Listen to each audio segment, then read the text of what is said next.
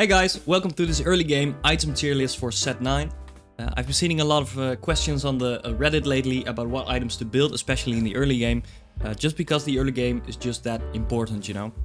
If you have a good early game, you're setting up your team, keeping your HP high and making sure your opponents bleed out before you do. So I set up this tier list. We'll just be shoving these items into the tiers, and the tiers are S for Giga OP, just always build them, good for A, B, okay, C, D, pretty bad, and E, please do not build these. This tier list is especially for the early game, so stage 2-1 till probably the end of stage 3, something around that. So let's get started. I put Giant Slayer in the middle because I didn't have any room left on the left side, to be honest. But we'll just be starting with that one. So Giant Slayer, a sword and a bow. I think Giant Slayer is it's pretty bad, actually. It's pretty bad to start with. Giant Slayer does extra damage to high HP units, and there are no high HP units in the early game, so you'll be missing out a lot of value. You'll be using a sword and a bow for that, so that's not that good. You're missing out on a lot of better items, so definitely refrain from building a Giant Slayer in the early game. Thieves Gloves. Okay. Thieves Gloves is a bit of a weird item, because you know you'll have these starts, you get 2 sparring gloves and you don't know what to do. Thieves Gloves is, I think, okay. Like it gives you 2 pretty much free items. Well, it gives 1 item. You build 1 item, so it gives 1 free item to be exact. And it could be meh, it could be good. So it has to be in B tier. Somewhat better on tanky units, because most tanky units could use the tank items and like AD or AP. Like some units get AP and get a bigger shield. Like if you compare that to a backline carry, which you're only gonna use like the AD or AP items. So it's a 2 out of 3 for tank unit. So definitely use the Thieves Gloves on a tank unit, or just any unit you have 2 start. It could be an A, but let's put it in B for now. So the next item is Deathblade. And Deathblade is a fun one. It's a double sword. It gives a lot of AD. But there are some things like with Deathblade and Rabadon to take into account. It gives a buttload of AD. It's somewhere between B and A, because Deathblade gives a lot of stats. It doesn't go through that much modifiers. Your unit isn't that strong to begin with. It's 1 star or 2 star. And Deathblade really works well with other items. Let's say you have Deathblade and a Runaan's. The Runaan's bolts will be modified by the Deathblade. So the Deathblade on its own is okay. So yeah, I'm gonna put it in B tier. So Guardbreaker. Guardbreaker is a really, really good item. I think it's undervalued by a lot of players because it's a weird combo. Like you have the belt and the glove.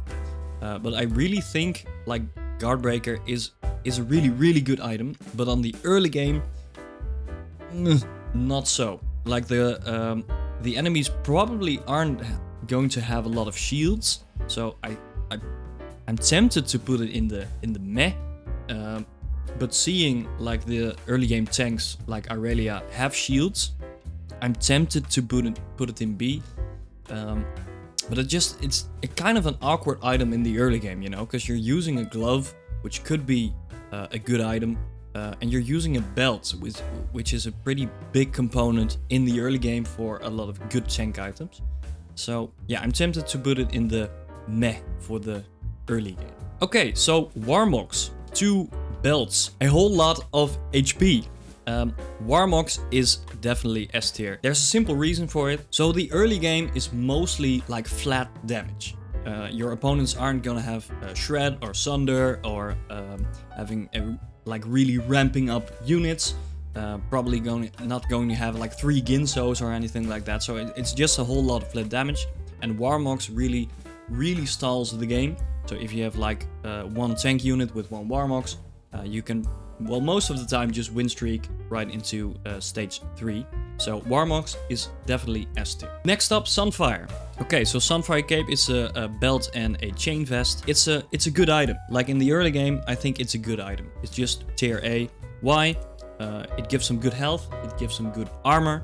And armor is really important in the early game because the early game is mostly just physical damage. There aren't a lot of casters, and if there are, they're not that strong yet. The anti-heal is a very valuable component of this item. If you're going to encounter a healer in the early game, like you have 3 or 4 units, that heal is going to impact the game more than when it's 8 versus 8 and everyone has bonkers damage. So one Sunfire in the early game really helps you, so that's definitely a really good item. Next up, Hand of Justice. I think Hand of Justice is a really fun item. It gives just so much value. It gives the AP or AD, it gives the Omnivamp, and it even boosts one of these. So I think most damage dealers can use a Hand of Justice. It's a good setup for later in the game to put with an Infinity Edge or a Jeweled Gauntlet. It gives you that little bit of extra crit. Small bit of early game Omnivamp is really important because the enemy isn't doing that much damage. So if you can Omnivamp a little bit, you're really stalling the game. So I'm give the Hand of Justice a A tier. Next, Redemption. Redemption is a really good item, but not so in the early game. Because what does Redemption do? It uses a belt and a tear. And that's a bit of an odd combination, because the belt could be like a Sunfire or Warmogs, and the tier could be Hand of Justice, maybe later a blue buff. So the tiers are pretty valuable. So what Redemption does is it heals adjacent allies for some of their missing health, but also reduces the area of effect damage to them. And that's really strong. But in the early game, there's not much of area effect damage, and healing missing health isn't that strong when you don't have that much health to begin with. So Redemption is a very good item, but in the early game, it's actually pretty bad. You don't have that much units, so the adjacent part is probably not going to work. Everyone's gonna walk everywhere, so that's not nice. There's not a lot of area effect damage, and the healing isn't that great. So try to stall that in the early game. Okay, so blue buff. Blue buff 2 tiers. Definitely really strong on some units who don't have that much mana to begin with. So you get the cast really often. I think blue buff is an S tier item. So in the early game, people are going to build armor. And when you have a caster like Cassio, who's going to cast a lot, she's going to do a lot of damage. But without the mana regeneration, she's not that strong in the early game. The blue buff really amps that up, and usually when you have like one tank unit and a caster with a blue buff in the early game, you're going to win streak all 2 stage 3, no problem. So blue buff, definitely S tier. Okay, so Jeweled Gauntlet. Jeweled Gauntlet is an interesting one, because it sparks the Jeweled Gauntlet Rabadon debate, just like Deathblade Infinity Edge. Let's say you have a unit with 0 items, then a Jeweled Gauntlet is better than a Rabadon Deathcap. And why? Rabadon gives flat AP. So that's really strong, but not so strong when your unit isn't that strong to begin with. So it's a modifier on the base values. So when you have a unit like 3-star, 2 items, you put a Rabadon on top of that, it's like super OP, because you modify all these base values, but a just regular 1 or 2-star unit in the early game with a Rabadon doesn't do that much. The Jeweled Gauntlet is better in that case, because it gives a bit of AP, so you have still that base value, but it also gives the abilities of the spells the ability to crit, which really ups the damage. So I'm gonna give Jeweled Gauntlet a tier, because it really ups the caster's damage, and it's better in the early game than the Rabadon. So let's make a segue to Rabadon. I think Rabadon is in B tier. It's below Jeweled Gauntlet, definitely. Okay, so Morello. Probably thinking, if Sunfire Cape with its anti-heal is in A tier, isn't Morello as well? And the answer is no, because the anti-heal on Sunfire just works every couple of seconds, and like 10 seconds into the game, like everyone's on fire. But Morello, you're going to need a caster with area of effect spells, which you aren't going to encounter that much in the early game. And you're giving up a rod and a belt, 2 key components in the early game.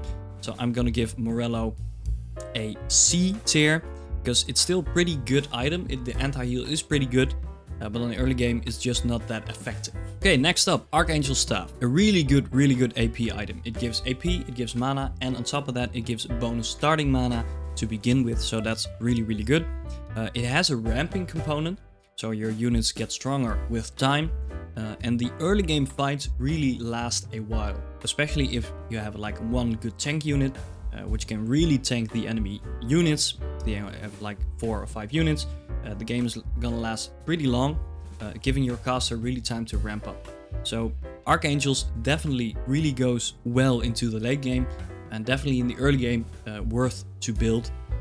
I'm gonna give that one a A tier. Okay, so Quicksilver. Quicksilver makes one of your units immune to crowd control, which is really strong. But in the early game, there's not that much of crowd control, and you're using a glove and a cloak. That glove could be like a Hand of Justice, Dual Gauntlet, whatever. Could be a lot of damage. And if you're starting with a Quicksilver, you have a unit who does no damage, who can't be stunned. So that's a bit of an odd placement in the early game. Quicksilver, definitely really strong item in the late game, but please don't in the early game, because you're practically doing nothing with the unit. Okay, Zephyr. Zephyr is a pretty weird item in the early game, because you're using a belt and a cloak, so that belt is really valuable in the early game. You could have had a Sunfire or a Warmog, so that's a bit of a shame. Deleting one unit from the board the first couple of seconds is pretty strong, but it's mostly seen as a late game item, because in the early game you're not gonna have that hyper carry, you're gonna have late game. Also, you have to scout in the early game a lot, which is annoying. You just want to focus on your board and building a squad. So I think the Zephyr is not, please don't, it's not E tier, but it's pretty bad. It's pretty bad to begin with. Okay, the Ice Cream Cone, the Chalice. It gives a whole lot of starting mana, and it gives AP to adjacent allies. But just because of that reason, you're using a tier, so that's a really valuable component. You're using that to buff adjacent allies when you probably are going to have like 4 or 5 units. So who's gonna have 3 units in the backline? You're only gonna have 2 tanks. They all have to be like AP casters. It's just an odd item in the early game, and you're throwing away that tier. So the Chalice is a please don't. Ionic Spark, a rod and a cloak. The shred of Ionic Spark is a percentage, so you'll be shredding a really small amount of magic resist, which isn't going to amp up your damage that much, and you're using a rod. That rod could be like a Dual Gauntlet, Archangels, whatever. It could be a better item. So in the early game, please do not build the Ionic Spark. Which brings us to Dragon Claw. And Dragon Claw is, it's not E, but it's definitely D tier. And why is that? Well, the early game is all about physical damage. That's why you will see in the next couple of items, like attack speed, damage, just AD is really strong. The opponents aren't going to have that much casters, and if they do, they aren't going to have that much items to begin with, so they don't have the modifiers to really ramp up the damage. It's not an E tier, just because if you scout the lobby and you'll see that like the meta or that game, people are going to go a lot of casters. It's a good item to build anyway. It also has that regen part where you regen like a percentage of your max health, and your max health is pretty low in the early game, so you'll not be regenning a whole lot. So Dragon Claw, definitely D tier in the early game. Gargoyle Stoneplate. Okay, that's definitely one of my favorite tank items. What it does, it gives the unit armor and magic resist based on how many opponents are targeting that unit. So that's really strong. You can really build like a solo frontline legend with this item, which I love to do. Definitely with like Sorceress or Swain or Tarek or whatever. But in the early game, there aren't that much opponents. So the armor magic is really ramps up during the game. It's a really good item. So it's not that bad to build, but in the early game, it's a bit odd. Like you're using a vest and a cloak. The chain vest could be, well, really good items. So I'm giving it a B tier, just because it's okay. Like, it's not going to help you that much in the early game, but it's not bad either. And like a couple levels ahead, it's a really good item, and it really sets up your team if you want to build like a solo frontline. So B tier. Okay, so Bramble Vest. We've been talking about physical damage a lot, and this is the ultimate counter to physical damage. So that's definitely S tier. If you have like a 2-star tank unit with a Bramble Vest in the early game, it's probably not going to die. It's a really good item. It even does some damage itself, which is nice.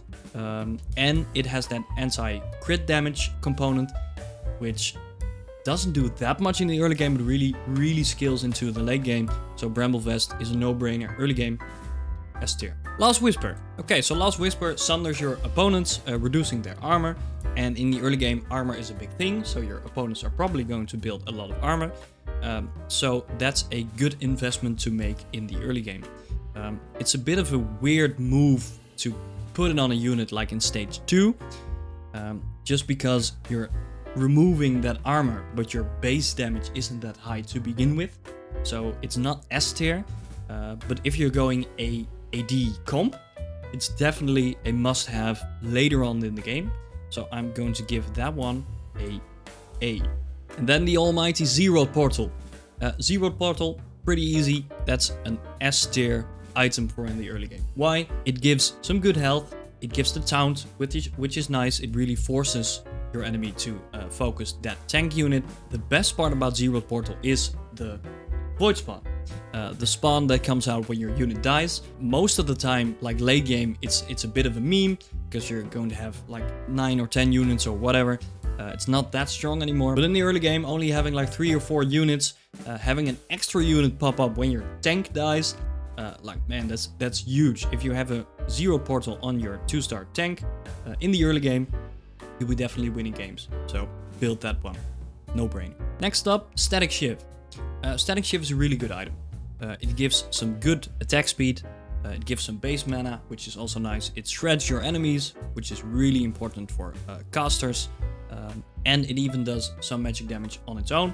I'm not a fan in the early game because you're shredding magic resist. We've talked about that already. You're shredding not that much magic resist, so but the extra damage is nice, and it really sets up like some units like Callista or whatever.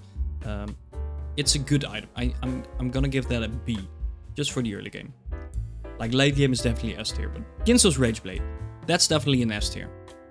Guinsoo's ramps up, so you might think that's not that good, but the early game, the fight lasts pretty long, and it's all about physical damage, so you're not going to have that much magic damage, but any like AD backliner who gets the chance to ramp up for like 20 seconds is huge in the early game. So if you have like one pretty okay tank and have a backline unit with the Guinsoos, you'll be definitely winning some rounds, just because the AD ramps up the attack speed and you're pumping out physical damage. So Guinsoos, no brainer, just build it, S tier.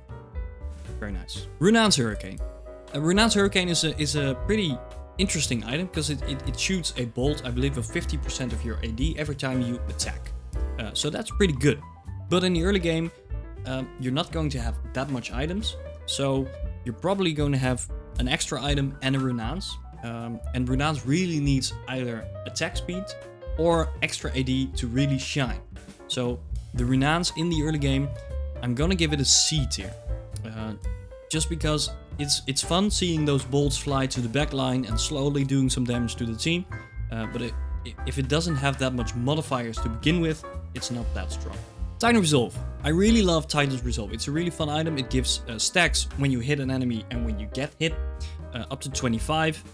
Which give AP and AD, and when fully stacked, you get armor and magic resist. So that's a really strong item. It gives a lot of value, but what it needs is a unit who could survive those 25 stacks. Sometimes I see people like building Titan Resolve on a 1-star unit, and he'll be dying at 17 stacks. So please do not do that.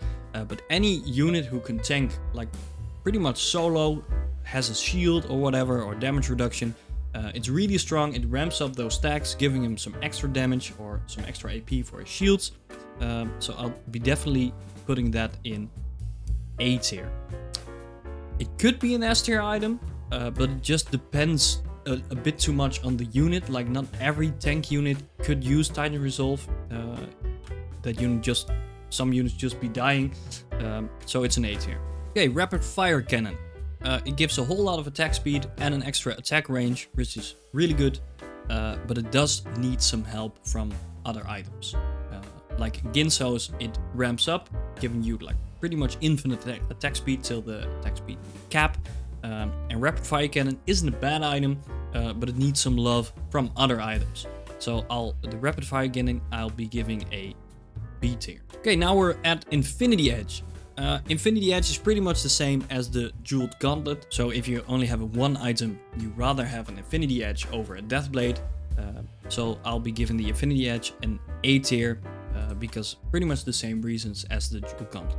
Bloodthirster. Bloodthirster is a really strong item. It gives AD, it gives a shield and some Omnivamp. The shield procs when you're at a certain HP threshold. The only reason I'm not going to give this an S tier but an A tier is for the simple reason that the shield you'll be getting is based on your max HP, and your max HP in the early game isn't that all too high, so the shield part is a bit lost in the early game, but the damage, the Omnivamp, it's all really strong, so definitely A tier. Zeke's Herald. Well, Zeke's Herald is a bit like Chalice, but it's a bit stronger. So Zeke's Herald gives attack speed to the holder and adjacent allies. And while Chalice of Harmony is really bad in the early game, because your casters aren't going to cast that much and their modifiers aren't that high, Zeke's Herald does give some attack speed, and attack speed is pretty strong in the early game. So if you have like 1 or 2 Deadeyes in the backline and give them a Zeke's Herald, it's all not that bad. I'm still going to give it a D tier for the simple reason that you'll be using a sword for this item, and that sword could be like big items. So I think it's a bit of a waste, but it's better than Chalice. Spear of Shojin. Spear of Shojin is a strong item. It gives mana every auto attack, it gives some starting mana, it gives AP. It's definitely really good for casters. The question I see a lot is, do I build blue buff or Shojin? Well, the answer is pretty simple. If your caster has very little mana to begin with, blue buff definitely better. It reduces that even more, and you'll just cycle through the spells really quick. If your caster has a bit higher, like maximum mana, like 60 or 70 plus, Spear of Shojin is definitely better. It does need some love from some other AP items, so let's say Spear of Shojin and Jeweled Gauntlet, or Spear of Shojin and a Guinsoo, which really ramps up that part. So I'm gonna give it an A tier. Now we're at Hextech Gunblade. Gunblade is a fun item. It gives AD, AP, it gives Omnivamp, and it heals another ally, the lowest health ally, for the damage you do. So it's definitely a strong item. But in the early game, the damage you'll be doing is not that high to begin with. So the healing part isn't that high either. So for that reason, I'll be giving it a B tier. And then last, Edge of Night. Pretty fun item. It gives physical damage, it gives armor, and it stealths the unit when it falls below 60% health. In the early game, it's not that good of an item. So your unit goes stealth and your opponents will be focusing other units, but you don't have that much units to begin with, so they'll be dying pretty fast. And they'll be catching up to your unit also pretty fast. So Edge of Night in the late game, really fun. It really prevents your main carry from dying, which is really important. But in the early game, the stealth part just falls off. So in the early game, it's not that bad, so I'll be giving it a C tier. And that was it for this early game item tier list for set 9. I hope you guys find it useful and can use it in your next early games. Make sure to subscribe if you like this type of content, and make sure to let me know if you want any other tier list made. I found it pretty fun, so yeah, see ya.